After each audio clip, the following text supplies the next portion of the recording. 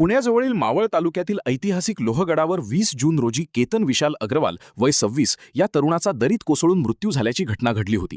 सुरुवातीला सेल्फी घेताना तोल गेल्याने झालेला अपघात म्हणून या प्रकरणाची नोंद करण्यात आली होती. मात्र लोणावळा ग्रामीण पोलिसांनी केलेल्या तांत्रिक आणि परिस्थितीजन्य तपासानंतर या घटनेला पूर्णपणे वेगळे वळण मिळाले आहे. हा निव्वळ अपघात नसून एक पूर्वनियोजित कट होता हे तपासात स्पष्ट झाले आहे. गहुंजे येथील रहिवासी असलेल्या केतनचा आगामी नोव्हेंबर महिन्यात विवाह होणार होता, परंतु त्याची होणारी पत्नी सिया गोयल हिला कौटुंबिक संमतीने ठरलेला हा विवाह मान्य नव्हता. त्यामुळे तिने आपल्या एका मित्राच्या मदतीने केतनचा काटा काढण्याचे ठरवले आणि वाढदिवस साजरा करण्याचे निमित्त साधून त्याला लोहगडावर नेले, जिथे योग्य संधी साधून त्याला दरीत ढकलून देण्यात आले. या क्लिष्ट गुन्ह्याची उकल करण्यात गडावरील सुरक्षा कॅमेऱ्यांचे चित्रण आणि पोलिसांचे चातुर्य महत्त्वाचे ठरले.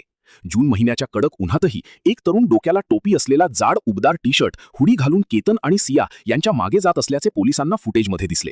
एवढ्या उष्ण हवामानात अशा प्रकारचा पोशाख परिधान केल्यामुळे पोलिसांचा संशय बळावला.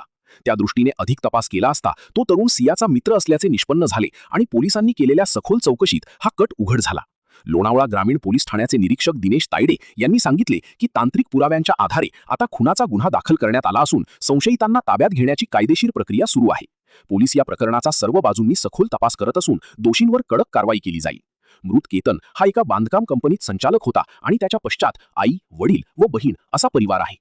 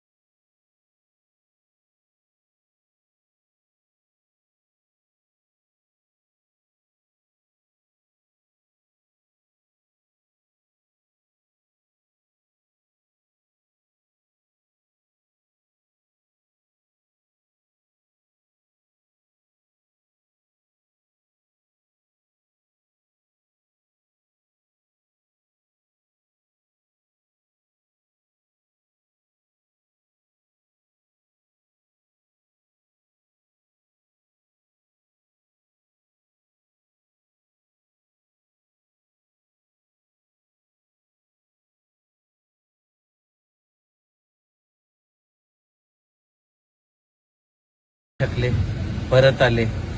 वारंवार ही मुलगी फक्त एकच करायची की लोहगड किल्ल्यावर जायचंय, लोहगड किल्ल्यावर जायचंय, लोहगड किल्ल्यावर जायचंय. एकदा गेले, दुसऱ्यांदा आम्ही नाही पाठवलं, तिसऱ्यांदा पुन्हा जिद करून बसली की माझी मित्रांची पार्टी आहे, आम्ही तिथं बर्थडे सेलिब्रेशन करू, मला पाठवा, मला पाठवा. माझी मिसेस त्याला वारंवार सांगायची काही काम नाही किल्ल्यावर, काही काम नाही, पर ती ऐकली नाही.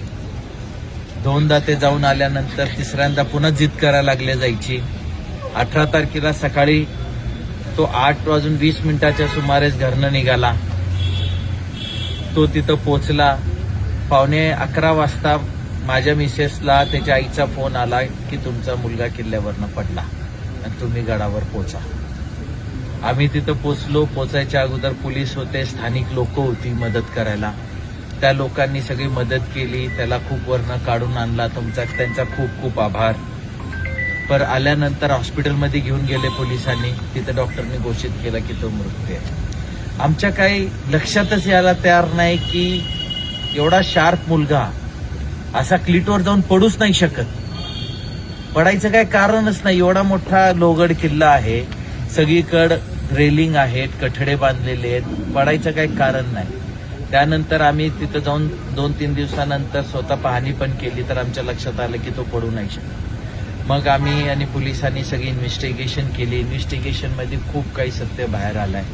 त्या पोरीचा त्या पोरासंगत अफेअर होता. ती त्या संगत फिरायला सुद्धा उदयपूरला गेली होती. अजून पण त्याचे खूप पोरांसोबत अश्लील चॅटिंग आहेत. हे कळायला भाग नाही की त्यांचे किती पोरासोबत त्या पोरीचे काय आहे काय नाही, आम्हाला कळायला भाग नाही. आता इन्व्हेस्टिगेशन मध्ये निघेल.